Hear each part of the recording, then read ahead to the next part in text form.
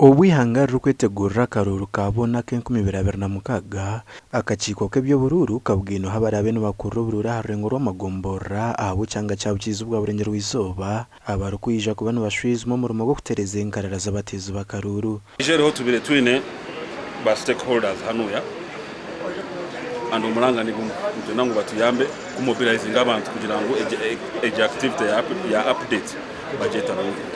So my rallying call is to tell whoever is listening to participate massively and effectively in this coming update of the National Voters List.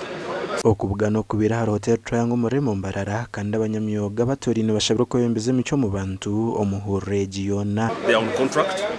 You know that we have now 1 year to the general polling period. So our expectation is that they are the face of the Electoral Commission. Abantu bishatu batanu bashomesiwe kandi basimira Electoral Commission abo kubata mu WestNehinda. First of all, to see my Electoral Commission, I have to recruiting because it has not been easy also.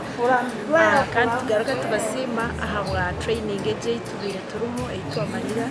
Training is yabone abo kwabegesa batugesanje rero biyatugambira tugambira ibintu birungi kandi twetaga kutomukora abo burungi bwa Electoral Commission kandi kurangwa n'exercise y'iki tukuza kutandika cya update cyabaje mu Rwanda turebera bibiri kandi tusima Electoral Commission hamwe n'abanira abo kushomesa je ibintu turatware tukashomesa abantu kandi tukatereza na register zabo kandi tuhamye mu tuza kubiteko mu nkora okuhandika no kutereza inkarara z'abatezi bakaruru no kutandika 2020 y'ukwezi oku okome biri ku by'ukwezi kwa 2 umwakogu kandi ora abatari mu register na abatari kukirizwa kutera karuru ahabwa TV WestNehinda Aidan Bataringaya.